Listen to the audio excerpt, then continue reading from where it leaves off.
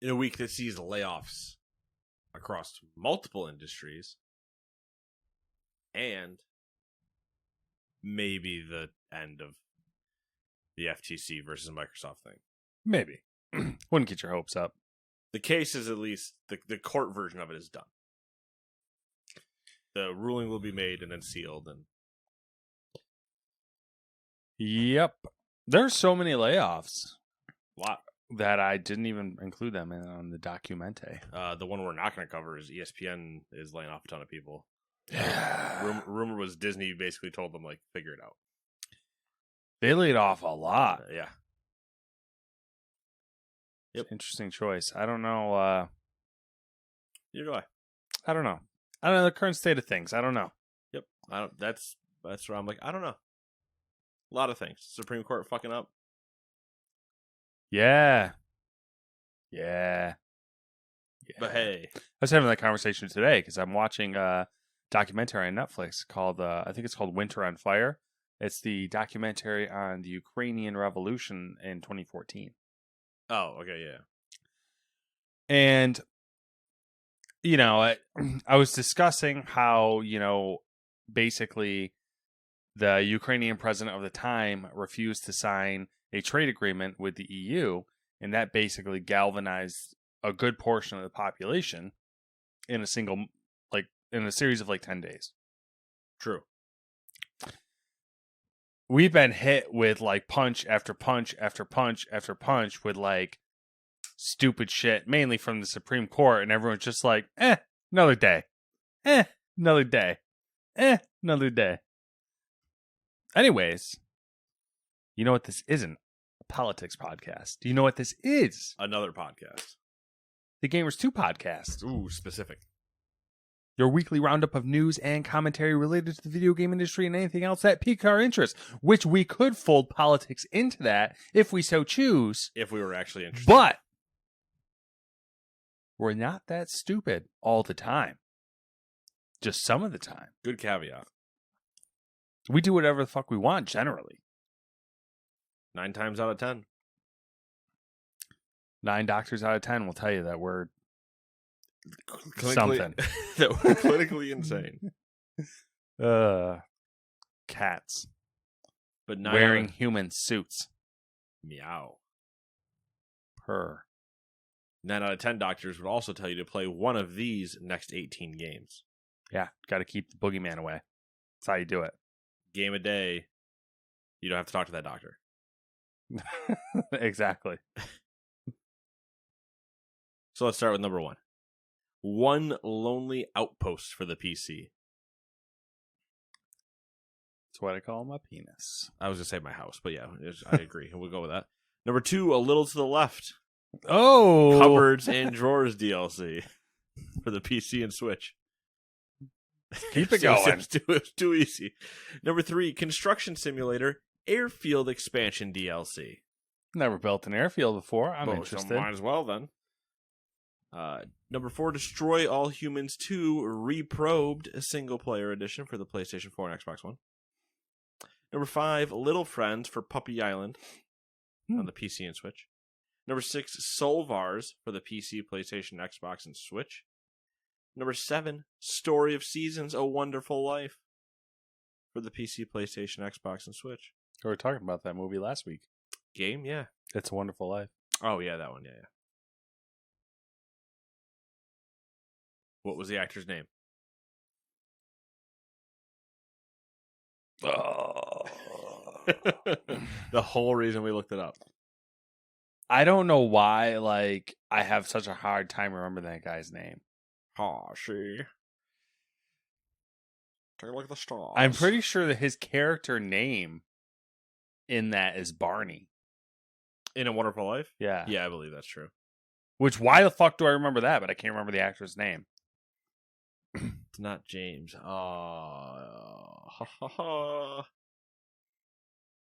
gotta Google It's going to bug me. Take a look at the stars. You want me to pull the star down? It's not Barney. It's Bailey. George Bailey is the character's name. James Stewart. All right, that's the part. I think I said James, so I'll take half credit. Anyway, let's move on. Yeah, Jimmy Stewart. Yep. Jimmy Stewart. Number 8, Revival Recolonization for the PC. Number 9, AEW Fight Forever on the PC, PlayStation, Xbox, and Switch. Number 10, Mindset for the Quest 2. Number 11, the most important thing on this list so far, Power Wash Simulator SpongeBob SquarePants Special Pack DLC for the PC, PlayStation, Xbox, and Switch. Did you need to clean Bikini Bottom? And you might have always wondered, Matt, but it's underwater already. Why would I need to power wash it? Because you need pressure. Do you sandblast it? No. Oh. I like what you were going for, but I don't think they went that far. Number 12, Classic Racers Elite for the PlayStation and Switch. Number 13, Crime O'Clock for the PC and Switch. Number 14, everybody, 1-2, Switch for the Switch. Switch? Remember that? Remember that whole? No.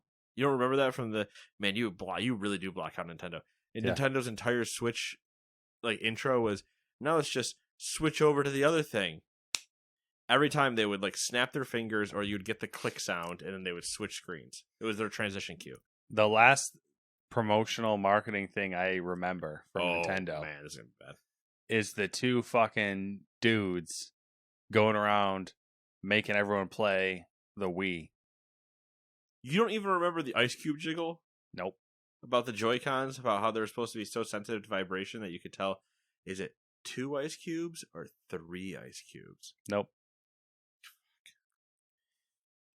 Number 15, Ghost Trick Phantom Detective for the PC, PlayStation, Xbox, and Switch.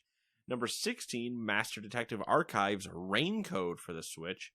Number 17, Ray's Arcade Chronology for the PlayStation and Switch. And number 18, Ray's Storm X-Ray Crisis HD Collection for the PlayStation and Switch. A lot of Ray in the end there. Yeah. Ray. And that Ray's was Ray apostrophe Z. Yeah, stylized. Rays. Yeah. I bet it's a real cool game for gamers. Cooler than Man. ice cold. I don't know. All right. Okay, now, ladies. What's cooler than being cool? It's cold. Should we just jump into it? Can't sing Outcast. Yep, we should just jump into it. Do you want to be uno or dos? Dose. He's taking dos. So that means I'm number 1, which is Pokemon Go maker Niantic will be closing its Los Angeles office and is poised to lay off 230 staffers. Quote, in the wake of the revenue surge we saw during COVID, we grew our headcount and related expenses in order to pursue growth more aggressively, expanding existing game teams, our AR platform work, new game projects, and roles that support our products and our employees. Post-COVID, our revenue returned to pre-COVID levels, and new projects and games and platforms have not delivered revenues commensurate with those investments. End quote. For reference, in 2022, Niantic generated $713.46 million in in-app purchase revenue. Which is wild. It is. And there was some quotes going around, some people who were saying, via sources, we heard that their revenue's down. And Niantic said, no, sir. They made a point to correct all these media outlets and said, no, sir, our 2023 revenue is actually higher than our previous revenue. Okay. So we're still going to lay off 230. Yeah. Yep, doing the thing everyone else did a couple months ago. They missed the window, so now they're just getting Focus fired because, well, not really. There's other places they're doing layoffs, but yeah, but this is also still. I mean, it's one thing to do layoffs across a company like that. It's another thing to do that and then say you're closing an entire LA office. Like that's a lot to. yeah, They're shutting down that NBA game too that no one played. Yeah, that's the other thing is I think they started getting.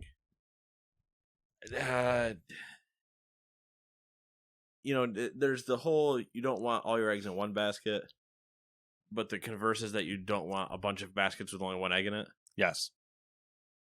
You know that old saying? You want a lot of baskets with a lot of eggs in them. That's true.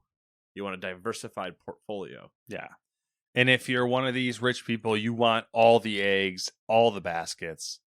And you will kill anyone in your way if they're holding onto a bag with roughly the same amount of eggs in it. You take that. And you want all the people to be indentured servants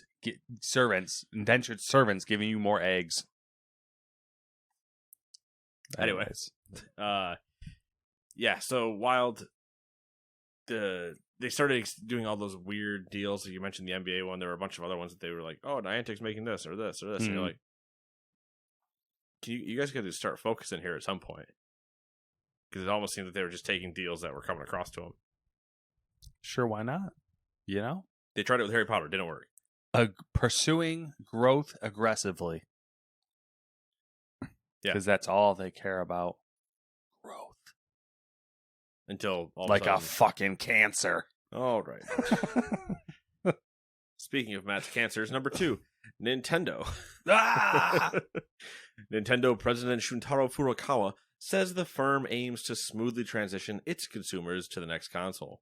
The comments were a part of a shareholder meeting this month as Furukawa fielded questions regarding backwards compatibility and new hardware. Furukawa provided further details in saying that the shift to the next generation hardware will likely be easier due to the Nintendo account system, created back in 2016. He added that it is now used by more than 290 million customers across game consoles and mobile devices. There was some other baloney in here, which basically made it very apparent that they were pursuing backwards compatibility. As they should. Yeah, I think everybody would be like, please give me that. Now. There was some... Now. Yeah, right now. There was some other Nintendo things that came out with the FTC Microsoft nonsense. I think we're going to cover it, though. Okay, we'll hold off then. Yeah, that's kind of what I'll forewarn you. One of the downsides this week is that the recap, I found a lovely... I think I actually say that in the little blurb I wrote. I found a lovely link from GameIndustry.biz that is a play-by-play of every day. We need a dramatic reading. Is what we really need to do at some point. But I don't know if we have the manpower or the resources to launch that campaign. Nor do we have the mental capacity. I guess it kind of falls in the same too. And the backwards compatibility thing, though. I'll continue that. I think there are a lot of people that would be really pumped, me being one of them, if they just said, hey, would you like to be able to play like an old Pokemon game just on your Switch? And I think a lot of people would be like, without doing the whole Nintendo Online weird, there's only X amount of games available, yada, yada, yada. If there's like, hey, we have a ROM store, we can now run the ROMs on our Switch. Then you have to buy them. Fine. But it's in my Nintendo account. It's purchased. We're done. Moving on. Yeah. Because then I don't have to go buy a Game Boy and a copy of Blue. Yeah. In order to do it legally. What, And I say that in quotes because I know I could just do this for free. Illegally. But in order to do it legally and just be like, oh yeah, I just have it on the Switch and be done with it. I suspect they haven't done that because they can't figure out. They're still trying to figure out, which kind of feeds into what you alluded to with the whole Nintendo Online and how they do classic games on there. They haven't figured out how to keep making money off of that type of stuff. Because once you buy the game once, yeah, that's it. Yeah. I think they're trying to figure out how to how to still do it. In a keep subscription making thing. money. Which I think they already have kind of figured that out with doing the whole NES Online and the collections. But I think that those collections, if that's the way they want to do it, they need to be much bigger and not rotating. Yeah. Or you need to have like 30 games that don't rotate and then the rest that do rotate type of thing. Because if they ever do the GameCube one and make like Double Dash and Melee available in that, then they can butcher the resale market that they currently do not play in. Yeah. But they could tank it if they just made them available. Yeah. Which, what do they care? They don't make money off that. Because I think Smash or Double Dash, I think Smash specifically might be over $100 right now for the GameCube. That's totally a thing. I remember when one of my ex-girlfriends, I spent $70 on Tetris for one of the Game Boys because it was like super rare. Yeah. Legends of Zelda are the same way. Mm-hmm. Like getting an Ocarina of Time is from the OG, stuff is like value for original Game Boy. I'm pretty sure I have that game. You probably, if you had it in the box and everything, it'd probably be stupid. Don't have the box, so worthless. Even just having it, if it runs, probably good. Yeah.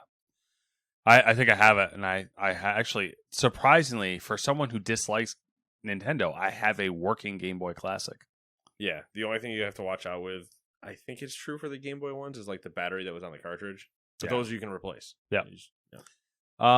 What would you, as a user of the Switch, is there anything you'd like to see in a Switch successor? Yeah. Anything specific that you're like, they should really do this?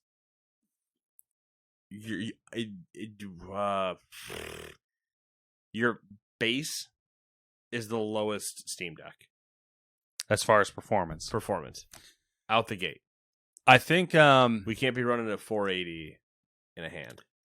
We'll get to it in the FTC thing, but I'm pretty sure through documents and conversations and stuff, they said that the next console from Nintendo, they're targeting PS4 performance.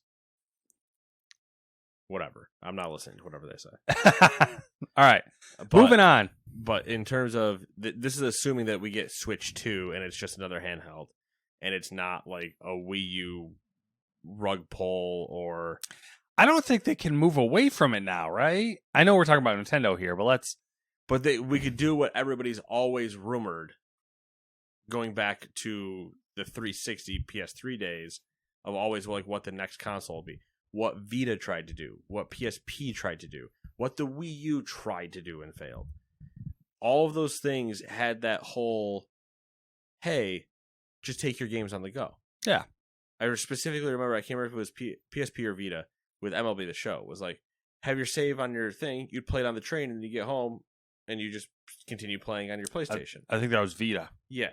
So it's like, that makes sense, and all of those have the thing to do it, but I think they were you're looking a little bit too far. Yeah. You were too far into the future to not have the technology, but now you do 110% have that technology. Yeah. If you just cloud save sync everything and be done with it. Mm-hmm. I mean, for the most part, Xbox already has that. So I could see them trying to pull something like that while also doing like if you just want the handheld, it's just one thing, be done with it there. That's option. That's Switch 2.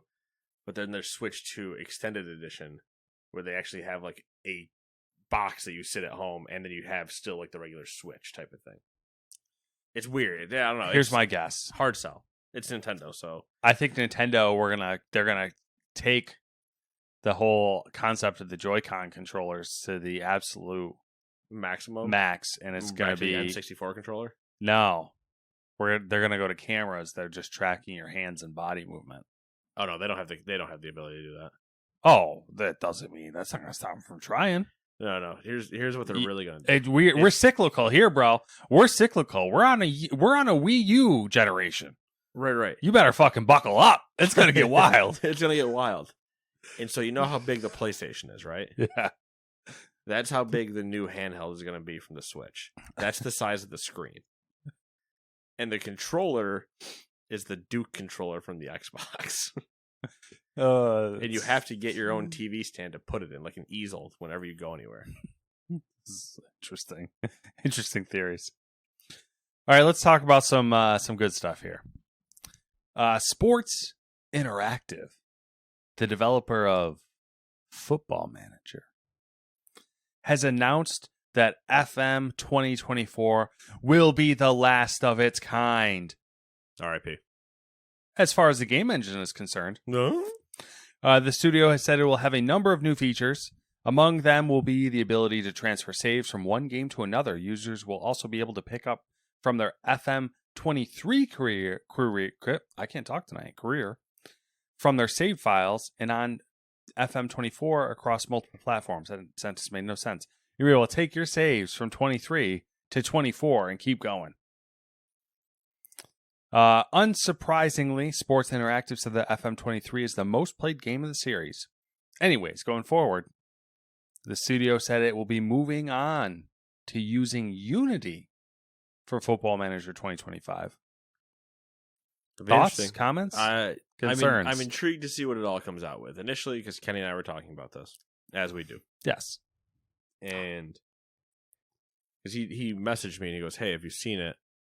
FM is putting out or has put out a video or something called Future Plans." And I was like, "No, but this is ridiculously earlier for them to be mentioning future plans, single thing." Yeah, because they're notoriously 2 months into the season is when they release their game. Yeah, and we don't hear anything usually until like a month before. Yeah, so I was like, it's either good news or it's terrible. Okay. Because if you're going to announce future plans this early, you're either saying this is our last one and we're sunsetting it. Or you're saying this is our last one of this kind and we're going bigger and better. I'm wondering if they were prepping people for like, there might be some delays this time around. Not this first time, because they're giving themselves a year before they do the switch. Yeah. But here's where initially I also thought the whole conversation with Kenny basically was, all right, there's that. Okay, so do I just skip 24 then? Why would you skip 24? Because it's the last one on the engine. I don't really care. Okay. And I'll be able to take the break and then come in fresh with the new everything the year after. Like I don't feel enticed to buy this knowing that there's potentially a newer modified one the year later. I didn't think about that, but so you're going to be able to do 23 to 24, but you're not going to be able to do 24 or 25 if it's a different engine. So like that's a weird feature to introduce just to then take it away and then have to reintroduce it. Unless they're allowing you to still do that, but they haven't like said that. They figured it out. Because I'm sure they would have to figure out a way to export from their current engine and still be able to translate that to the new one. That being said, I can't comment on the 25 thing. I'm happy they're moving to Unity. It's a known proven game engine. They don't need Unreal. Football Manager. They don't need Unreal. Unity is where they should be. I'm just curious what that all ends up meaning. Yeah. Because the statistics and everything will still basically look the same. But you do an engine switch for a match engine. For like the in-game visuals and how that actually all does its math. But you wouldn't do it for the UI. The UI you could do in any engine. I'm wondering if they did a switch more for how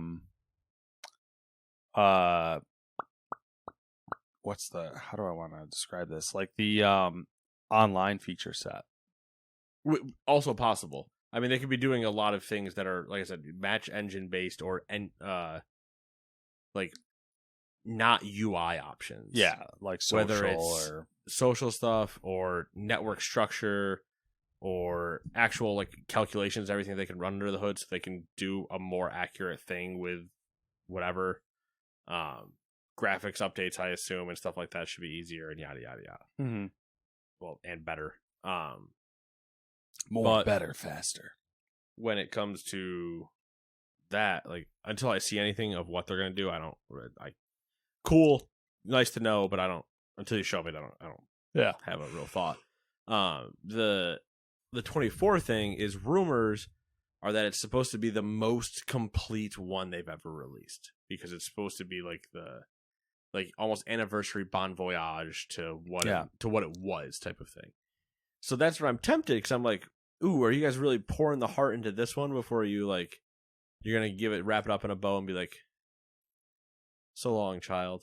We shall see you at like they've taken it to its natural conclusion, and now they're gonna move on to a new engine and yeah, hopefully new baby. New peaks. So there's that part of me where I go, well, if 24 looks really good, then maybe I do partake. Or I just I thought it'd be a shoo-in just because of the whole game save thing. So there's 2 problems with that. I know that there's probably logistical issues for you guys. No, not for us, because remember, 23 we played separate. Yeah, well, I mean, there's no. I thought you guys would give into the allure of being able to keep your save going for a while. We could, but like we don't have a shared save now. So we're independent of each other to do what we're doing. But here's the problem: 1, I haven't played Football Manager this year. You know what they should do since like January. Yes. 2. So I'm not like. All the transfer news that is happening in real life right now is kind of like enticing me a little bit. Yeah. But not enough. Tantalizing. Yeah. But here's the other problem. When the new season starts in real life, I'm like, perfect. This is Football Manager time. Yeah. And then I want to start my career with the new team. Yes. Because I like to start with the same team I have in real life. Mm-hmm. So when doing that means that he's a creature of habit. There's no point in pulling my save forward because I would just want to start fresh anyway. So I could just find an updated roster file for 23, drop it in, and then play with that. Or I wait for 24, buy it for the few features, and then just start new and run through that. But the 25 part is the part I'm more interested in. So I don't know. We'll see. It'd be nice if they added in for specific to your situation. It'd be nice if they added in a way to have a multiplayer save, but where you guys could like pass it essentially back and forth to where you don't have to be playing at the same time. Yeah, the only problem with that is that the structure of football is so impossible to do that. The structure of soccer for our American people is so I feel hard. like you should be able to simulate a week at a time, though, right? No, because you'll have interweek in the middle of week matches, transfers and everything that would be happening, because like that game essentially moves roughly an hour to 3 hours at a time based on the clock in the game when you click next, because it bases it on when an email shows up, if somebody wants to buy somebody from you, if you want to set training, if you want to do it. So you'd only be able to do it a turn at a time. Yeah, you'd still be able to so it'd be like, okay, go ahead and make your changes. You could hit save and log out, and then I could log in, do changes, hit save, and then it would say that it was either okay. Like you could have it set so it was one person is waiting for you to hit OK, which is what it currently does right now. If one person clicks continue, it just if you click continue and I don't, it just says waiting. Okay. And then I click continue and then the time actually advances. But currently that does still require both of us to be online. The only true advantage or the only true like improvement that I want versus what it is right now is allow it to be hosted in the cloud such that him and I can log in independently of each other. Yeah, that's what I'm saying. And we still have that press continue thing, but it's still waiting for the other person. Mm-hmm. But it allows us to at least like look at the teams and scout players and not need the other person to start up the game for that to happen. Yeah, that's like what I was like. What I meant was that it would be neat to have like something where you could be independent of each other and still go back and forth. Which I don't see. I mean, that would be something Unity should easily be able to do. Yeah, no, I think so. I think they probably could have technically done it now. It just would have been a little bit more annoying. So I could hope that this would facilitate that for them. Yeah. But yeah, well, I mean, we'll see. I'm a creature of habit, so there's a solid fucking chance I just buy 24. Also, here's the other problem. There's so many damn games coming out in September, October, and November this year. Currently, technically. That if it means I sacrifice Football Manager because I already could just get a file really quick and like half play it, then that might be the move. Bubble in the throat. The move that I have to make to still be able to play other things. Yeah. Because like hell, Spider-Man's getting ruined for me. You know what I mean? Spider-Man. Number 4. Hi-Res Studios has gone through a restructuring leading to a wave of layoffs. As part of the change, the company will be rebranding to Hi-Res Ventures and broken down into 3 business units operating independently. 1. Smite developer Titan Forge Games, co-led by Alex Canatore, and Travis Brown. 2. Paladins developer Evil Mojo Games, led by none other than Tony Jones. And 3. Live service support platform Rally Here Interactive, created earlier this year and led by previous Hi-Rez Studios CEO Stuart Shizam. That's not how you say that last name. UK studio Redbeard Games, opened in 2019, is being folded into Titan Forge, and US developer First Watch Games, who is behind Rogue Company, is being folded into Evil Mojo. A little less than 30 employees were laid off as a result of the restructuring. Another one. Another 200 less people than Niantic. Yeah. Yeah, for sure. That one seems a little bit more, I don't know. That was interesting. Realistic, fair.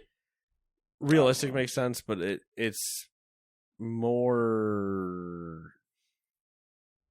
Niantic, I know what they do. Hi-Rez, I know what you do, but like all of those games, for the most part, as far as I'm aware, are middling levels of success at this point, like popularity-wise. So I don't know how long the rest of that kind of works out anyway. Yeah, I mean, I'm wondering. I'm assuming that played into this restructure more than anything else. Kind of like what we're seeing with Disney right now, but on a smaller scale, obviously. Where they're just like, cut any sort of, make it as lean as possible. Lean beef. Lean beef. I'm not lean beef. I wish I was lean beef. I'm very fatty beef right now. Mostly fat. Sad turn of events in my life. Another sad turn of events. The Initiative's reboot of Perfect Dark remains in pre-production 3 years after the game's announcement and 5 years after the Microsoft internal studio's founding. And that's according to an IGN report. What's up? Did I do something wrong? Give me a look. No, I don't know. Just doesn't bode well. It does not. Speaking with 13 sources familiar with the project's development, IGN retraced the game's development through the years, including its stints with Certain Affinity and Crystal Dynamics on board as supporting studios. Years of wheel spinning, an exodus of talent, and a 2022 decision to basically start over from scratch in Unreal Engine 5. Developers from The Initiative, Crystal Dynamics, and Certain Affinity have all told IGN that Microsoft was very hands-off with the project, which calls to mind Xbox head Phil Spencer's recent suggestions that the company has been hands-off for too long with Arcane's Redfall. We've always said we were curious how intertwined Microsoft was with these developers. So it's interesting that we're hearing about it now. Xbox Game Studios head Matt Booty took exception to that hands-off characterization in comments to IGN, saying, quote, "The amount of time I've spent on the phone with the Initiative studio head Daryl Gallagher and everyone at that studio is sort of the opposite of hands-off in the amount we've been down there," end quote. IGN sources said the game remains in pre-production and estimate that it will be 2 to 3 years from release, or that it is 2 to 3 years from release. I guess we'll see. Yep. From that, it sounds no bueno. Yeah, but I mean, I think we're starting to get the picture that Microsoft has let these teams do what they want, and now that's backfired. True. And now Microsoft's like, all right, we're going to have to start getting more involved, and now they're coming late to the party. They're late to the party, and they probably don't know how to do it, really. Like, how do you step in? There's one way to step in. There's always one very clunky. I'm wondering if way to the 343 Industries was the prototype for them stepping in. And just going, you're all leaving. Yeah. It was just like, you're gone, you're out, you're cool. You know, like, fuck you, fuck you, fuck you, you're cool. I think that might be part of it. I mean, they're so worried about misstepping now because, I don't know, like they seemingly have a lot of potential, but then as Microsoft Xbox Studios as a whole. I'm sure they don't want to come in too heavy-handed or make the wrong move. So it'll be interesting. It'll be interesting. I mean, will be indeed. It's funny how everything. I feel bad for Todd Howard and Bethesda because, like, I feel like the shit just keeps getting piled on them. Where it's like, if your game doesn't come out and is good, yeah, there's a solid everything at this point. You're kind of looking at Starfield going, if they fucked this up after all they've said, boy, and it doesn't look too good for everything else. All right, so it's FTC Microsoft time. So it be. Matt's browser isn't going to load, so I don't even know why you clicked it. This one's mostly text, so I'll probably be okay. It's when there's a lot of see, boom, right away. That's weird. When it's like the Annapurna stuff coming up, might be a little dicey for me because they insert all the videos in. All right, I mean, I can do what we need to. So that being said, this is from GamesIndustry.biz. Is a full day by day recap. So if you want to read it, by one good James Batchelor. Yeah. If you want to skim through. No, I am going to do what we call the Nate live edit. Okay. I would suggest maybe on day one. That was what I was going to say. Maybe start at the bottom on day one and go up. Hey, we start from the bottom. We always start from the bottom. I like to work my way up. True. I don't get get very far. Way up, you know? I don't get very far. I usually stop about halfway. I'm like 1/8. Okay. All right. How about them ankles? I thought you really like them ankles. Which one of us is going to go for it? So, James, I'm going to live edit your thing and things that I find relevant for our podcast. So, in day one, Booty. Matt Booty, the boss of the Xbox Game Studios, mentioned that they would have to adjust graphics and assets to get Call of Duty running on the Switch, obviously. The FTC argued that would be essentially a new version of the game, and then said it didn't want Switch to be included in its definition of a console market. So, hey, FTC, bad news. They're in the definition of a console market. Yeah, you don't get to just redefine that. I'm a big fan of this quote right here, where it was FTC lawyer citing emails Booty wrote in 2019 and 2021, where he said there was, quote, no fucking way, quote, Microsoft should bring its titles to rival platforms and services. Ars Technica reported that the FTC pointed to ZeniMax exclusives on the Xbox platforms as powerful evidence that Microsoft's assurances of multi-platform Call of Duty cannot be trusted. Actions speaking louder than words and all of that. Seeing how Starfield, Elder Scrolls 6, and Indiana Jones have also been made exclusive. Microsoft claimed the situation will be more akin to the availability of Minecraft on all platforms. But the FTC said the context of Call of Duty is very different. How? So what's funny about that, we're going to get into it later on, is they say that Call of Duty is a lot different than Minecraft. But then when the judge asked them for a game that's comparable to Call of Duty, they said Elder Scrolls. Yeah. And then also when the judge later, this might be the day 5 stuff, when the judge later looked at them and said, PlayStation has exclusives too, and if they were in this room, are we having this conversation? And they said no. And you're like, what are we doing? Yeah. So then they followed it up with the original agreement between ZeniMax and Disney was for the upcoming Indiana Jones game to be a multi-platform title. Then that was changed after they got bought. Microsoft wrote, Xbox has lost the console wars and its rivals are positioned to continue to dominate, including by leveraging exclusive content. Xbox is consistently ranked 3rd in consoles behind PlayStation and Nintendo. There's nothing like having to sandbag yourself in your own hearing. It's kind of sad though, because is it sandbagging or is them finally admitting the truth? A little bit of both. Yeah. It's the truth you never wanted to say. You know what I mean? Everyone knew it. Yeah. We all knew it. You just had to say it. Yeah. I want to hear you say it. Say it. Look me in the eyes when you say it. Then they followed it up with Jim Ryan's comments about not being able to share the details on the new PlayStation console with Microsoft if they bought Activision, so Call of Duty won't be optimized or whatever. Which is kind of doesn't really make sense when you're trying to complain about not having the access to the game anymore. So let me take away your development. Yeah.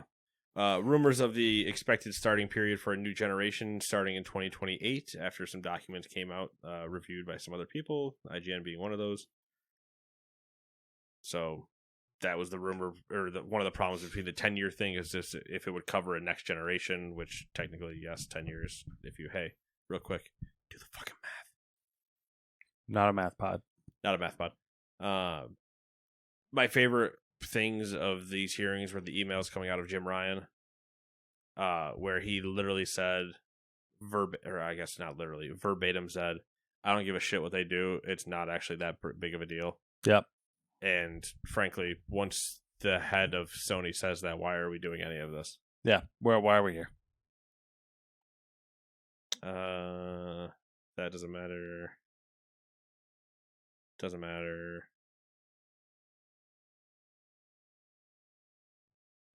Bond admitted. Bond being the person, I forget who they actually are. Shit. VP at Xbox. Yeah. Admitted occasionally Microsoft agrees to an 80-20 revenue split instead of the 70-30, but only where they believe that it's critical they get content. Bobby Kotick wants special treatment. No shock.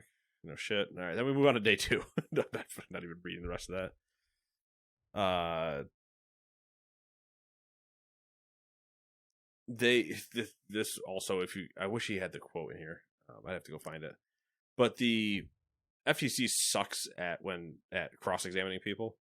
And they asked Phil Spencer why Microsoft couldn't use the $69 billion for the Activision Blizzard acquisition on the type of exclusivity deals that Sony makes. And this led to Spencer explaining to the FTC's lawyer how financials related to acquisitions actually work. It's like, no, we're investing. The money's not gone. It's now just we're just growing portfolios. Like, yeah, I read the quotes you're talking about. It was painful. I mean, it's like it's a dress down. It was almost like I don't know. Like, how can you be a lawyer on this case if you don't understand how acquisitions work and the thought of acquisition? It was basically like it was like the lawyer was trying to distort the philosophy of an acquisition. Yeah. Hey, why did you buy the $69 million cake? Yeah. When you could have bought $69 million $1 cakes. And you're like, and Phil Spencer's response was like beautiful because he was basically like, no, this isn't, we're not paying $69 billion to like own Activision as a property. We're investing $69 billion into Activision Blizzard because we think it's worth more than $69 billion. And I was like, damn, this boy's got fire over here. Yeah. Again, FTC having problems defining what a console market is. Then Phil Spencer blamed Sony for the lack of a native PS5 version of Minecraft, claiming that Sony did not give Microsoft access to development kits ahead of the console's launch, which puts them at a disadvantage relative to other developers. So, yeah, hey, there's your same Call of Duty thing. This was the fun one. I believe it was this one, or maybe it's the day 3 one, where Xbox claimed that Microsoft was worried it would lose Starfield to PlayStation following exclusivity deals, timed exclusivity essentially, for Ghostwire Tokyo and Deathloop. Seeing how apparently they were negotiating for Starfield to be on PlayStation as well. Yeah. And then all of a sudden Bethesda stopped talking to PlayStation because they were purchased by Xbox. Yeah. Which, I mean, that's the thought never crossed my mind really that it's obvious now in retrospect, but you could almost argue that these acquisitions from Xbox, and I think they probably do later on, are solely because of PlayStation pushing exclusives and taking games away from Xbox. Yeah. Spencer also said they have no strategy to organically win on mobile, so that means we're buying somebody, hence buying King. They tried to buy Zynga, but then Zynga was purchased by Take-Two for, if you remember, $12.7 billion. Mm-hmm. Spencer even told the judge he would swear under oath that Xbox will keep releasing Call of Duty on PlayStation, which then would have put him in contempt of court if they ever didn't, while he was still there. I read that whole little quote speech thing he did as well, and it was very much like I'll give you my firstborn. Do you think I'm bullshitting? It was. He's like, I'll swear in court right now that we will keep Call of Duty on PlayStation. Just picture him staring at the FTC lawyer going, right now, bitch. Yeah. You want me to do it? I'll fucking do it. Oh, I dare you to do it. I dare you to make me do it. Yeah. Talked about some other things about what defines success, standalone profits at another company. Who cares? Is there anything else in here that you really think is that entertaining? I mean, those are mainly the quick beats of all of that because it just kind of gets repeated for a few days. There's the other one that kind of feeds into everything we talked about was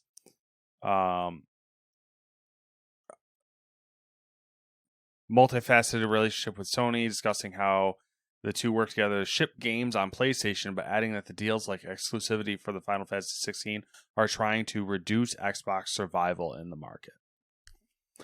So it was just more of them talking, more talking about how PlayStation's exclusives are specifically designed to kill Xbox, which is interesting considering Sony's argument is that, this would do the same thing to them. Yeah, there were a lot of also internal documents that were horribly redacted and just made like a mockery of the entire court. Yeah, I think most of that's day 4 or 5. Yeah. It's like the next. Yeah, it's the next there's a lot of other stuff where it's just certain things. If you want to read into it more, you can. But I mean, the whole thing just turns out to basically be what we exactly thought it was from the beginning. A joke that the FTC doesn't truly have a leg to stand on. Yeah.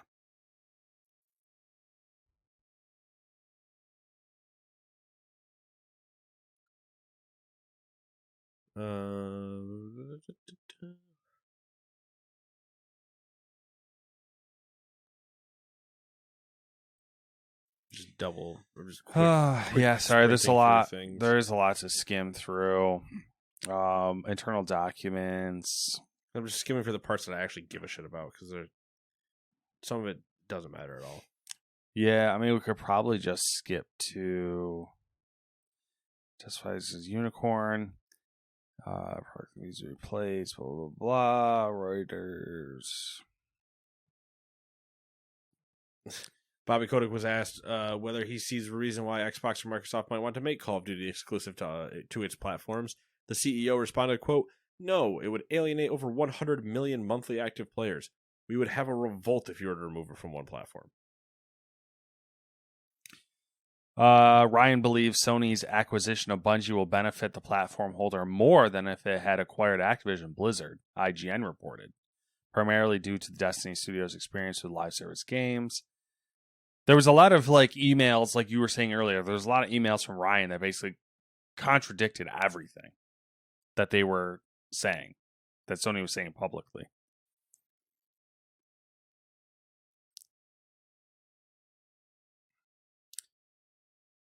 Yeah,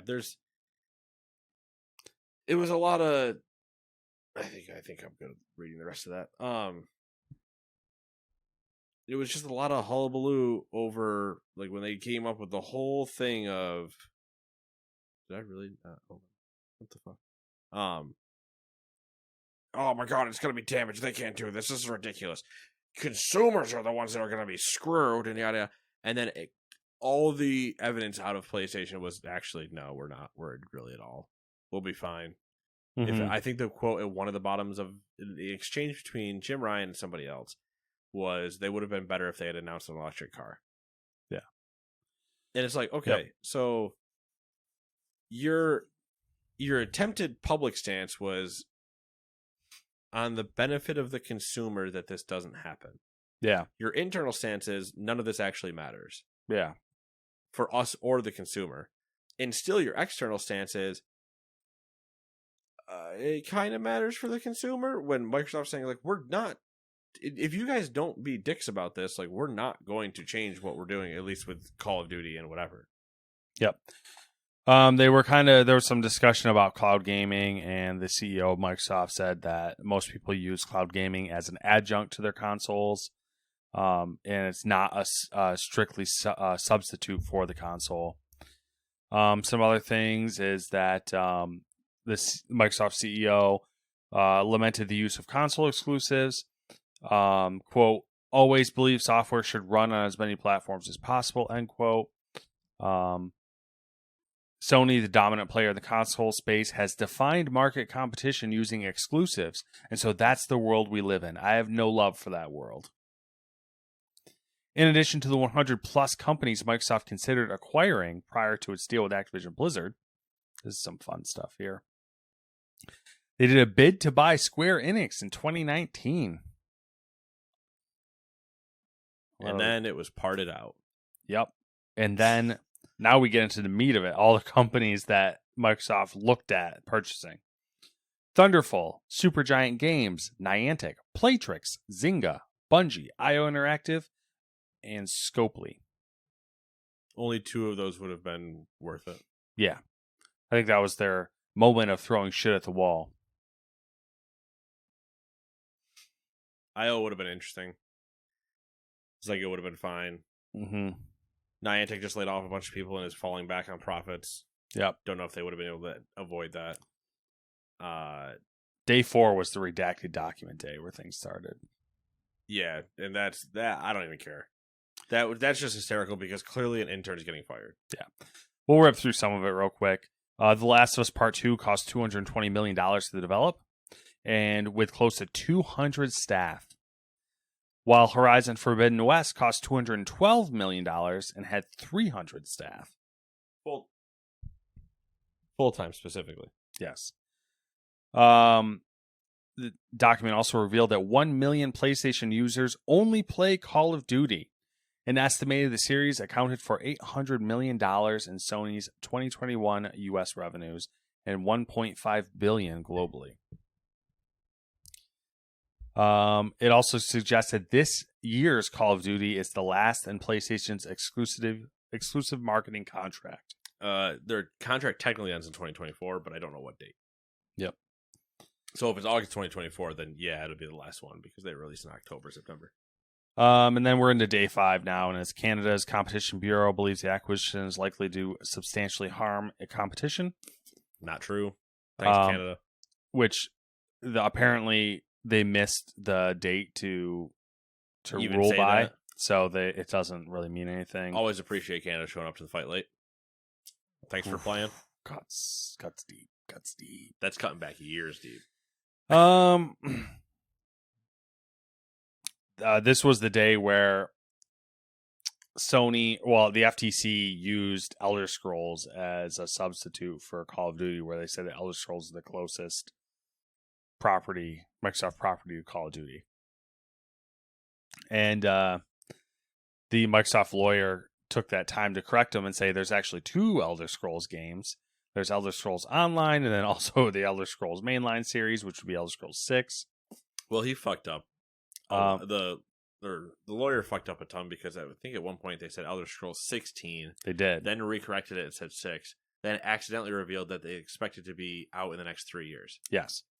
Which is not true with anything Todd Howard said. Yep. Also, I'll tell you right now, you're not seeing Elder Scrolls in 3 years. No, I mean, if you see it in 3 years, then that would be like... You saw the beginning of the press for it's coming out in 2 years from now. Yeah, that would be... The only way to get out in 3 years is if they said, Todd Howard, you can use basically every studio that's not working on an active Activision game. once we get done. Yeah. Once we purchase them, you can have the power of Activision and Blizzard to make the rest of Elder Scrolls. Was there anything else interesting? Can you imagine that? Hey, Todd Howard, we just spent $70 billion for you. You better not fuck this up. Don't fuck this up. Yeah, that was about the gist of it. Yeah, so skip back out to the document and go through number 7. Some of the other tidbits related to the Microsoft and Activision Blizzard deal, and some things maybe not related. We'll find out. A court has blocked the UK's Competition and Markets Authority's request to delay its hearing with Microsoft. The court said, no, this hearing's important. Get fucking to it. Stop stalling. Microsoft has seemingly accidentally revealed Xbox Series X and S sales numbers, as well as sales numbers for the Xbox One, at a presentation at this year's big festival in Brazil. Big. 21 plus million sales for the Series X and S, and 58 plus million for the Xbox One. This stat is an interesting one, which basically is like, I think the Series S is a success in what it was intended for. 48% of the Series S sales are to new Xbox people. That's exactly. I mean, that's literally what it was made for. Yep. And Sega has clarified that it's not interested in acquisition talks after that news that we just spoke about, that they were a target for Microsoft. I believe the specific quote was, "They said not now." Not now. Ooh, when Microsoft approached them, juicy. approached them X amount of years ago, they said not now. Not now. But they're still closely partnered with them, as you can see from all the Yakuza games going to Game Pass and everything else. So yeah, it's not like they're maybe still on the table. At some point, it could be. That's it for those. So let's move into the Annapurna showcase, shall we? Yes, we shall. I am looking at the Games Radar link for this, so here we go.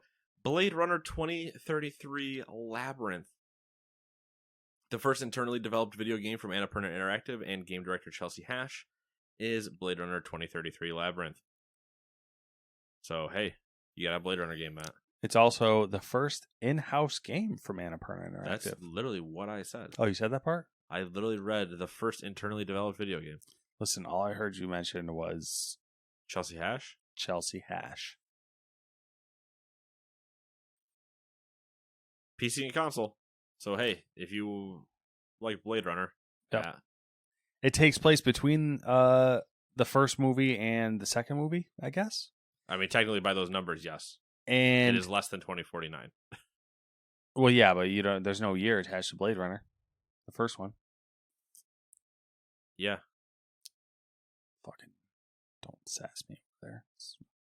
Okay, so 0 in 2049. There's a year attached to Blade Runner, but it's like not in the title, so it doesn't. That's whatever. Irrelevant. We're splitting hairs. Mentions the blackout, which that's got to be a 2049 thing. I don't fucking know. Some Blade Runner fan you are. Listen, I have not watched the second movie. I've only watched half of it. Oh, all right. I'm a purist. Yeah, it had Jared Leto in it, right? I was like, what the fuck is this? Yeah. Get out of here. Yeah. Just like he's going to be in Tron 3. There's another Tron. Yeah. Tron 3. I'm out. Jared Leto. Nope. I want nothing. Nope. And the dude who played Dahmer in the Netflix series. I don't know who that is. Quicksilver in X-Men. I think that's what's his name. Quicksilver? Is that his name? That'd be the X-Men one, yeah. Yeah. X-Men Flash? Yes. Yeah. I don't know his name. I know I can picture him from that. Yeah, I don't know his name. Now, the next game was Ghost Bike from developer Messhoff, known for Nidhogg and Nidhogg 2. Matt's triggered at the word Nidhogg. Pain. Unlike Nidhogg, okay, Ghost Bike is going to pit players against ghosts in the afterlife in contests of speed and skill. To return back to the true spirit of biking back into the wheel world. Get it? Wheels? Yeah. I like it. Sounds interesting. For PlayStation, Xbox, including Game Pass, and PC. Game Pass. Game Pass. A lot of Game Pass going on here. First-person photography simulator, Lush Foil Photography Sim from developer Matt Newell. Wow, interesting. Take a guess what that sounds like and what it is. You're damn right. It's a fucking first-person photography simulator. Well, I can think of a few people who'd be interested in that. You can explore detailed recreations of locations from around the world, letting them capture photos of various landscapes using the camera in-game. Get some different cameras, get a drone, take more pictures. See Steam and console. I like the idea of drones. Okay. I have no use for them. You own one. I do, but it's. I'm just making sure I we're on don't the same ever page use it. about the same sentence that you just said while owning one. I like the Listen, idea. I have no use for one. I do own one. you know that the majority of things I own, I don't have a use for. That's fair enough. That is true. I'm just like, this is cool. I'm gonna get this, and then it's just all like, I never use it. That was a bad purchase. Yeah, Matt. No fucking shit. Be a better fucking person. All right. You don't need to put that on me. I didn't tell you to do that. I'm telling myself. Okay, all right. Then we got to look at Cocoon again. We've already talked about what Cocoon is, so I'm not going to go over it. We have? Yeah, you fucking this guy. Listen, bad brain. You have terrible brain. But we got the official release date of September 29th, 2023 for PlayStation, Switch, Xbox, Game Pass, and Steam. So, hey, perfect. More things to play in the fall. Then we got Thirsty Suitors. Now we're talking. I think I've heard this before. We've seen this before, haven't we? Late last year, we got it as like a, hey, here it's coming. Mm-hmm. From Was developer Outer Loop Games. Was this one of those games that they like? It was like in development, and they're like, "Here's a taste of it." They gave a little, yeah, just a taste, Make sure the product's good. It's hard to forget a name like Thirsty Suitors. It's true. It's also hysterical that you remember it. Of all the things, you want to know what it is. You want a little peek inside the inner workings of my cranium. Thirsty Suitors. That's that comment, that little combination of words there is one of your future guild names in WoW. It triggers memories. Okay, it triggers a memory. I don't know. Have you ever watched? Can we keep the story going? Have you ever watched the live action? I think it was a movie of the Odyssey. I think it was the Odyssey. I always get the Odyssey and the Iliad confused. Well, because every time they're referenced, it is always it's always the Odyssey and the Iliad. It's got to be the Odyssey because it's got fucking Odysseus in it, so it's obviously the Odyssey. I don't know. That sounds Iliad to me. There's the whole part where like Odysseus has been gone for so long and his wife's been left alone, and there's all these men that show up that are like trying to like woo her because they want to take over Odysseus's. They're all a bunch of thirsty suitors. Yeah. All right, so that I got a lot of weird core memories with the Odyssey. So I got that. And do you ever watch? Did you ever read the Odyssey? No. Okay. Just curious. I mean, not that I didn't try, but like I tried when I was too young to be trying to comprehend that. But I just mean like with the core memory thing. Maybe no. Maybe wonder if you had like read it as well as watched it. It's just one of those things. The only wild thing I read that I should not have read at a young age was Moby Dick. That is a book that is not. On the surface is not what it is. Yes. And also it's just too much. Did you ever watch Wishbone? The show? Yes. With the fucking beagle? It was like it wasn't a beagle, was it? I thought it was kind of. I don't know. It was a dog. But yeah. Some sort of dog. It might have been a terrier. Terrier. Might have been there was an episode that was also Shiloh was the yes.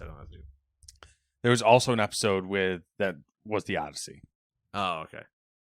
Where he shoots at the dog, does the whole bow and arrow trick that only Odysseus could do. That's how they know it was really Odysseus. Shooting through a bunch of hoops or something. The dog was Odysseus. Yes.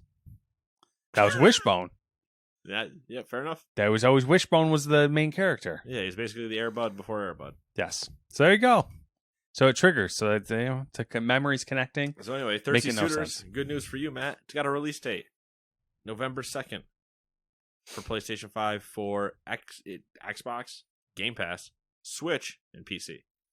Game Pass. To a T is the next game. I had an Xbox convert, a Game Pass convert this week. I'm so proud of you. They got a coworker got a gaming computer and was like, basically like, I don't know what I'm doing. He's looking at these games. I was like, stop. Stop. Just stop. Sign up. Why did you really look like the Michael Jackson stage performance where he's pushing the gun barrel down from him? Why did you look like that to him? Stop. Go sign up for a month of Game Pass. come back and talk to me. And so they signed up for a Game Pass, and they were like, I was looking at all these games. I downloaded this. I downloaded Age of Empires. I downloaded Forza. And I was like, my child. Peace be with you, my child. You are blessed. Come back to me in a month when you don't know what to do anymore. Come back to me in a month if you finished one of these games. You know what? We don't kink shame here. You don't have to finish a game. If you want to play 5 minutes of 800 games, you do that. Is that a kink? Could be. Okay. Glad to know that I don't have to worry about going back and finishing some of these games. This is back to a T. Okay. By the way. It was a previously revealed game from Keita Takahashi and the Uvola team. Almost said Volva team. Not what that was. Or the Uvula team, which I think is what it actually is supposed to be. Actually, it might be missing another U. Team officially has a name and far more details. It is a 3D narrative adventure game that sees players take on the role of a teen that is stuck in T-posing. Oh, the old T-pose. Teen's dog and mother help out while they go to school and generally try to interact with objects. You know, it's just a funny little haha. Coming to Game Pass, as well as PC. Then we got Mundawn. Coming to PS5 and Xbox Series X. Right fucking now! It's out! It's out right now! Oh, snap. It's a hand-penciled horror adventure game. And it's out right now. Including 4K 60 FPS support. So, hey. Cool update. And Stray is making its way to Xbox. Good news there. It'll be on Xbox on August 10th. Storyteller is going to Netflix. So, hey, new platforms. Storyteller. It's coming to, you heard me say it before, Netflix. There it is. The video game from developer Daniel Bermugui, is set to hit the streaming service on September 26th. So, I guess that technically means they'll have a game on Netflix and kind of mobile in a way. Yeah. So interesting to see. There's a couple in there I'm excited for. Yeah, there's some interesting ones for sure. Definitely will be keeping my eye on. We'll have to check to see if Odysseus is in Thirsty Suitors. I mean, I can tell you now, I have a pretty solid idea that he's not. We'll see. Are you going to play it to find out? I might. Bullshit. Probably not. I would love you to. I would love to too. I would love for you to walk in here and I'm like, what have you been playing the last 7 days? And you go Thirsty Suitors, and let me tell you, it's not what you thought, and I'm lost. I've been playing Thirsty Suitors, and it's not what you thought. I've sucked so much dick. Sam and I have been playing for 3 days, and after the first 2 hours, she told me she wouldn't play it anymore. But I have sucked so much dick in this game. Matt, relax. It's not a dating sim. It's okay. Like, you should have played Dream Daddy. What was the one, Boyfriend Dungeon? Well, there was Boyfriend Dungeon. There was Dream Daddy. Dream Daddy's the one where it's a dating sim with a bunch of DILFs. Okay. That Ray actually voices one of them. There was Boyfriend Dungeon where you're like dating weapons. Yeah, it was like the persona of dating. It was like it had persona vibes to it with the weapons and yeah, because you were the things you were trying to like date were weapons. Like yeah, and you could unlock abilities when you deepen your relationship with them. And then there was the one that Dewey and I played at PAX a couple years ago. That was the elderly home dating sim, and that was a trip. Yeah, I can imagine that being a trip. It was wild because it was Dewey and I sitting down to play the game, and the people there demoing it couldn't have been more happy that we were there. That's a good feeling for everyone involved. Because you got Dewey to sit down at a dating sim game of elderly people. Him and I are gonna go nuts. Oh yeah, I don't know why they'd be excited for you guys to be there, because that's like because it's the most enthusiasm you're ever gonna get, because him and I are gonna be like commit to whatever. Oh yeah, you're like, screen. Oh, I'm gonna fuck this granny. Luckily, I don't think either one of us said those words out loud. Oh, cowards! But there was a nod of acknowledgement between the two of us. We're like, whichever one of these two gives us the option that sounds like we're fucking, we're fucking. Yeah, it's fair. Shall we get into the short stories? We might as well, seeing how we headlines. probably talk too much about the Xbox stuff. Analytics firm Data AI released its 2023 Top Publisher Awards for the mobile market and named this publisher as number one for 2022. Do you want to take a guess? Top publisher for the mobile market. For the mobile market? I'll give you a hint. They're also a coin. What? They're also a coin. They're larger than a nickel, but less than a quarter. Dime? 10 cent. Fuck. I hate it here. Among Us is getting an animated TV series from CBS Studios and animation studio Titmouse. Favorite type of mouse? The Titmouse? Yep. EA is officially moving Star Wars. Tiny little things. You just pew. Yeah, you just flick it, kick They're it, the flies of eat mice. it. What? EA is officially moving Star Wars The Old Republic's development from BioWare to Broadsword. It's official. The move is confirmed in a blog post, and along with the news that some staff members will be laid off during the transition. Yeesh. That is the 15th nail in the coffin for BioWare. RIP. The digital showcase of E3 2021 cost the ESA $6 million to put on. Back to the BioWare thing real quick. Yes. That's a lot of money, though, to put on. Yes. To that comment. On the BioWare thing, I didn't think it was ever possible to attempt to seal your own coffin.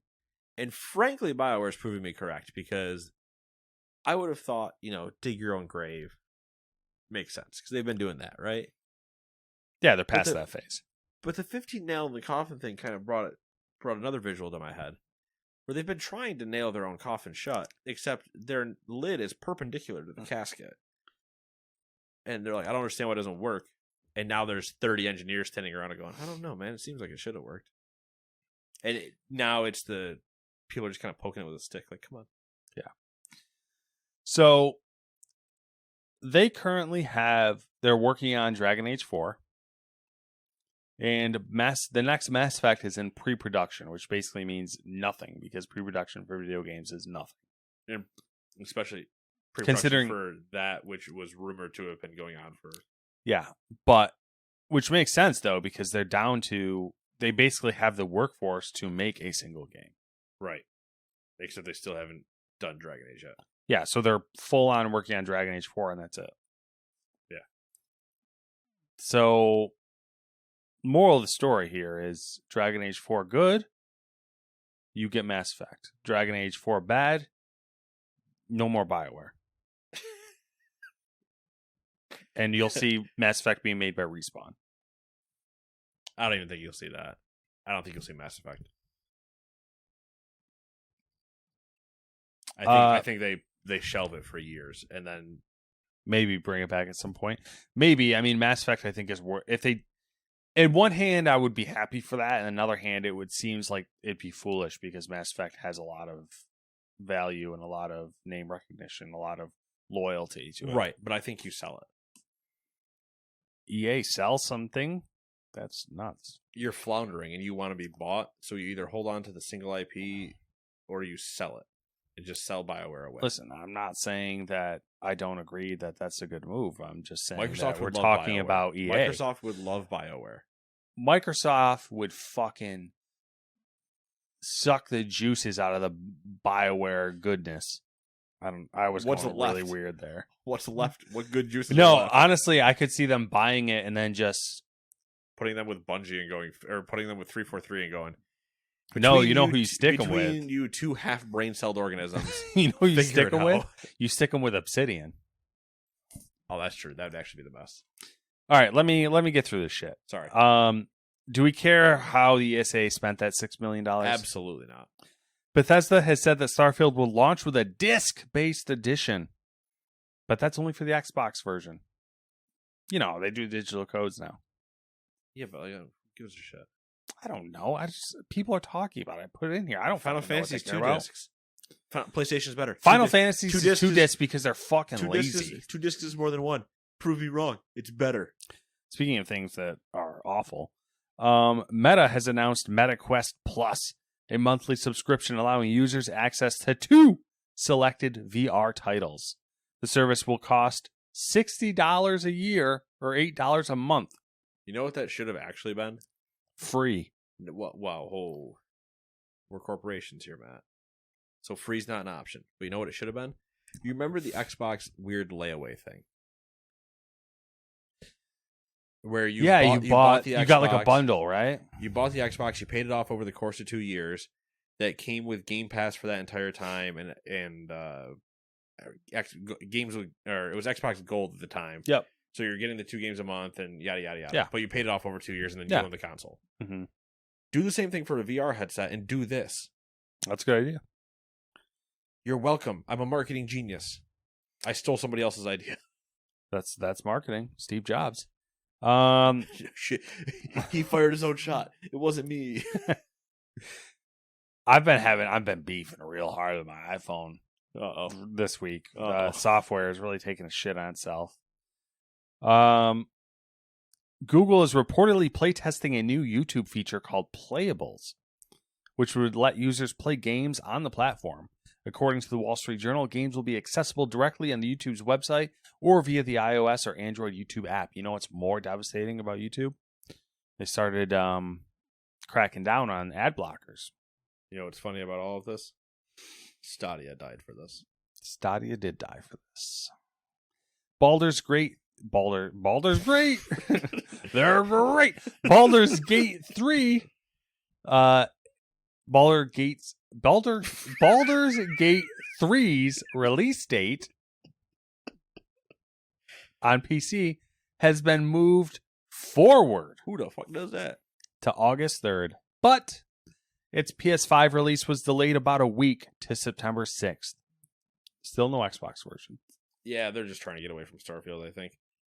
That's exactly what they said. They're moving away from the crowded season. Yep. And also, did you see the other thing about Baldur's Gate 3? No, tell me. 174 hours of in-game cutscenes. Get the fuck out of here.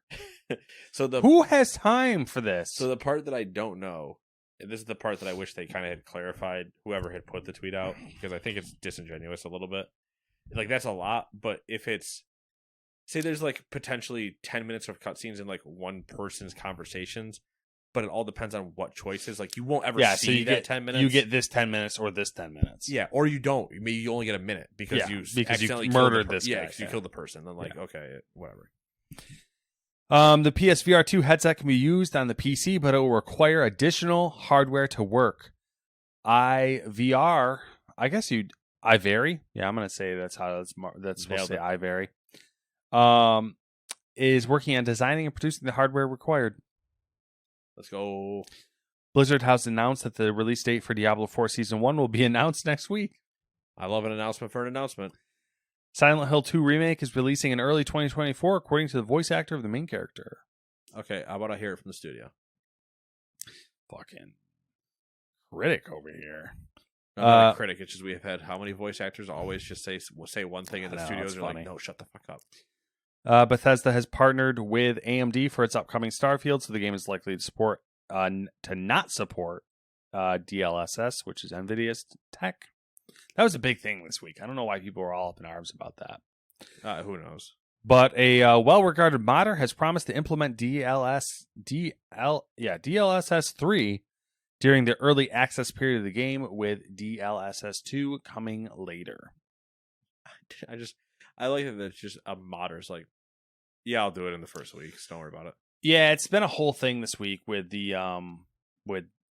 fucking what are those things called? The resolution tech there, the FSR, DLSS, XeSS, all that shit. Yeah.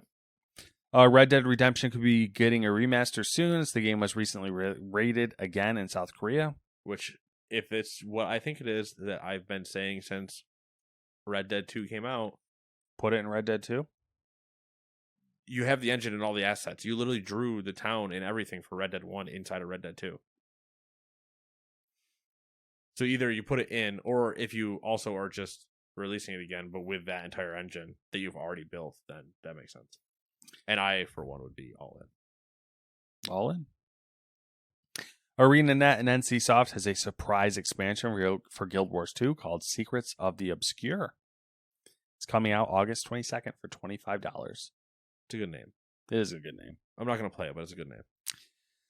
The Iron Man game currently in development at EA Motive Studio will apparently be powered by Unreal Engine 5. Oh my god. He's learning.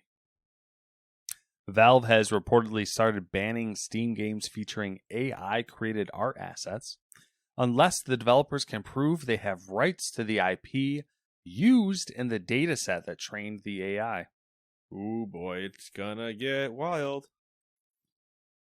We're all gonna die. Call of Duty's anti-cheating team has revealed a new method in which cheaters hallucinate imaginary opponents. I love this one. Yeah, that's always. I loved it. And then they said they did this because this way they can stop cheaters, but they can also keep them in the game to keep getting data on them so that they can do a better job. And I was like, that's very creative. You guys are having too much fun over there. Essentially using them to train their detection. Yeah, like you're just having too much fun over there. Xbox exclusive Scorn is coming to PS5 later this year. And finally, Daedalic Entertainment is throwing in the towel after their latest release, Lord of the Rings Gollum. And a translated post from Games... Oh my god. Wirtschaft. That's a German thing. I don't know. So you use the W? What's that? So you use the W? I don't... What I'm not German, bro. Be German about it. No. Get your best Nazi I out. refuse. Get your best Indiana Jones Nazi out. Come on. The studio says it will focus its business on game publishing, sales, and marketing. 25 employees have been laid off so far, and all games have been canceled, including another Lord of the Rings game that was already in development that we talked about a while ago. Yep. And that's it. Makes sense. Other thing, BlizzCon tickets are going to be going on sale. They announced the dates. BlizzCon ticket general admission is $300 for 2 days. And $800 for the special pass. Pretty sure I've been priced out of going to BlizzCon. That's the $800 is kind of like a. That's whatever because I wouldn't have paid for the special version anyway. It's outrageous, yes, but like I wouldn't have paid for it if it was even $100 more probably. Well, actually, if it was $100 more, I might have paid for it. But just the $300 at the initial start price, I was just kind of like 2 days. For 2 days. That's gonna be roughly like my flight to get there plus hotel. Like that becomes a 4-day trip because I'm not flying in the morning. Because it's only a 2-day thing. There's no way I could afford to miss a day, so I'd have to fly in the day before and leave the day after. So now you're talking a 3-night stay, 4-day stay. Hotel's gonna be expensive to be relatively nearby. Blah blah blah, and then it's 3 days on that. PAX is cheaper for 4 days. Where is it? Even if I went to Seattle, in Anaheim. Jesus. Yeah, it's annoying because I 100% agree with you. But $150, I was going. But it's priced. $200, I was going. The annoying thing is that people will go.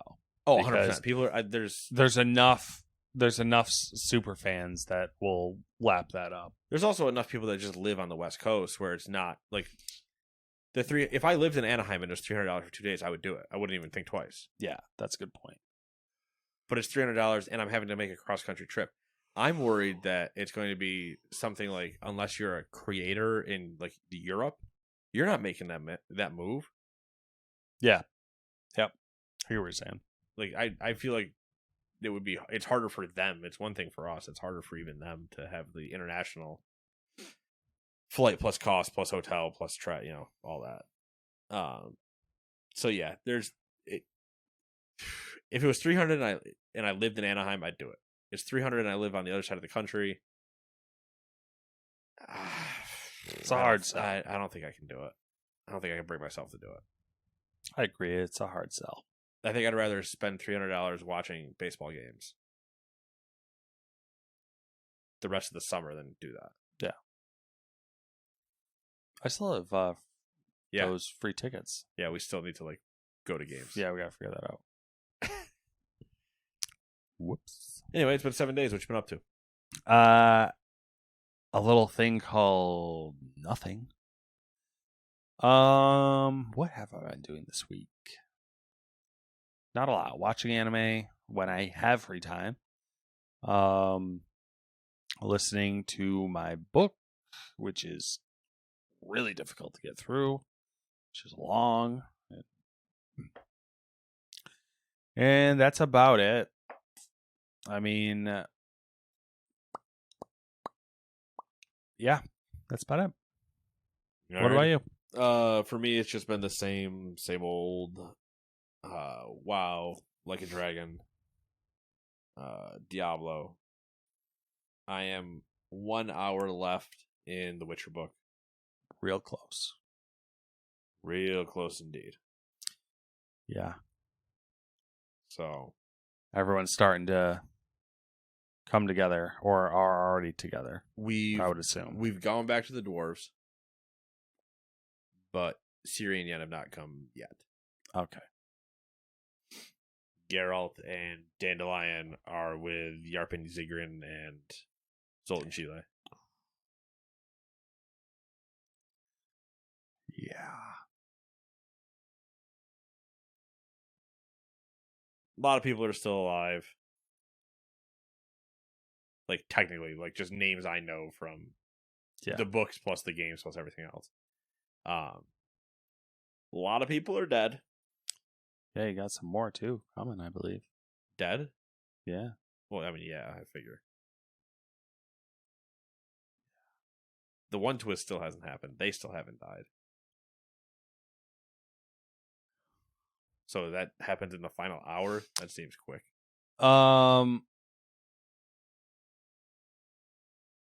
Well, let's see here. I don't know. I don't know how that. I don't remember how that plays out. Wait, so like Geralt, Yen, and Ciri aren't together yet. They've been together. They have separated, and now they're supposed to be coming back together. Okay, so you're past all that stuff. Yen and Ciri went to the lodge. Yeah. The lodge is trying to just be female Vilgefortz. Yep. Okay, so yeah, you're good. You're good. Well, there's a couple more things coming, but yeah, there's a couple more things. Like typical things. But... yeah. Nice. Yeah. Nice. They're doing the weird. There's the 3-party that doesn't see them but does see them riding. That's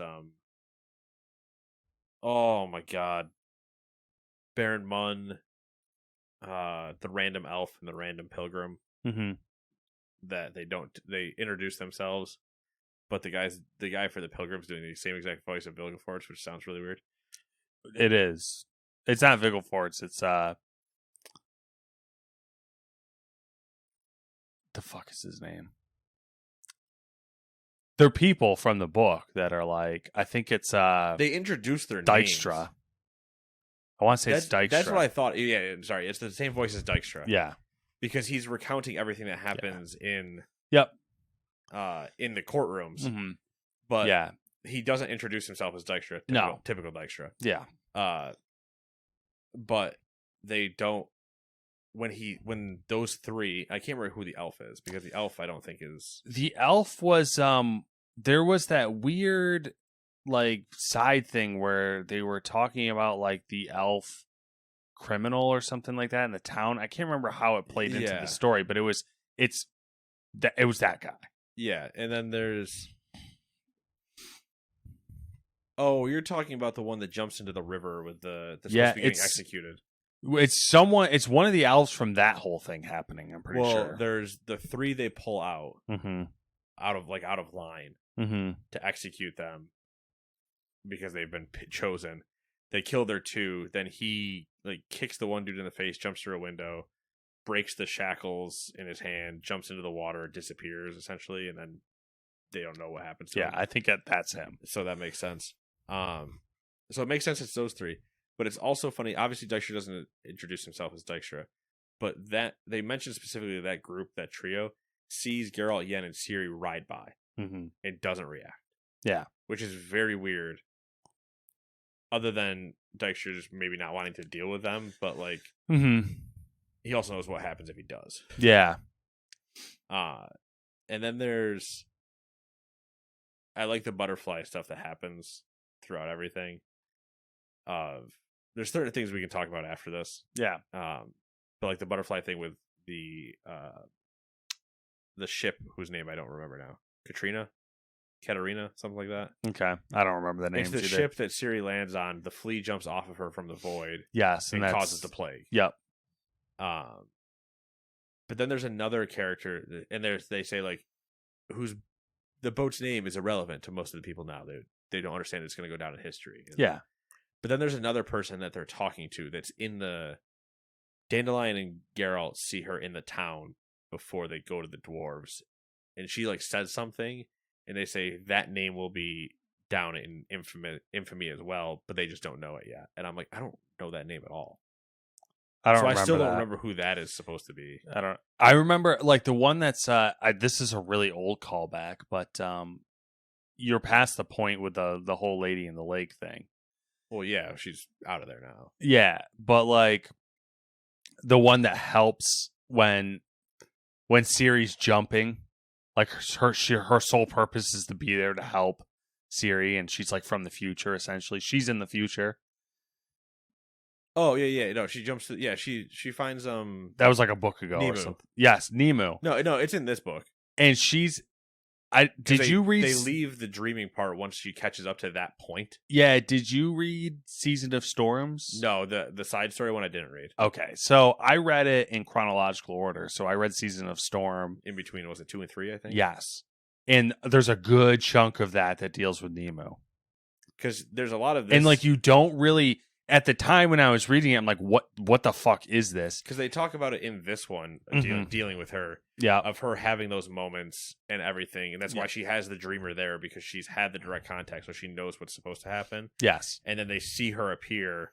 She does the thing, opens the portal, says, go that way. Yep. Thank you, and then disappears. Yeah, she had a pretty big side story in that book. And it kind of like... I get why some people suggest reading it earlier in line, because when you read it, you're like, all right, that doesn't really make sense. But then when you get to that point, the payoff is bigger. Yeah, I mean the payoff is bigger, but also I guess it depends on if you're me who played Witcher 3, and so you kind of know what Ciri's doing. Yes, well, and you know how that functions, so you know it's a matter of. It's not that; it's the character Nemo. She's like. She has in the seasons of storms. Or whatever. Do you plan on reading the book? Probably not. Okay. I might just snag it at some point because I got credits to burn. But when she's a young girl traveling to go to the whatever fuck I can't remember what it's called. She's a young girl. She's traveling to train to become a witch. Aretusa, thank you. She gets lost in the forest. And she gets attacked by a creature. And she's saved by a man with white hair with a horse named Roach. And at that point, the story of Geralt, Ciri, and Yennefer is a legend. Because this is like, we're talking like very far in the future. And then basically she asks him, like, are you Geralt? And he's like, Geralt's been dead for a long time. And then like it's kind of like it kind of alludes to the fact that Geralt just is still alive and like kicking and like the old man who erased his name. Yes, yeah. And like that kind of feeds into why she's so obsessed with. Yeah, she knows it's real. It's just a matter of yeah. All right. Well, anyway, him and I are gonna go talk about Witcher, and we will talk to you guys in 7 days. Bye bye.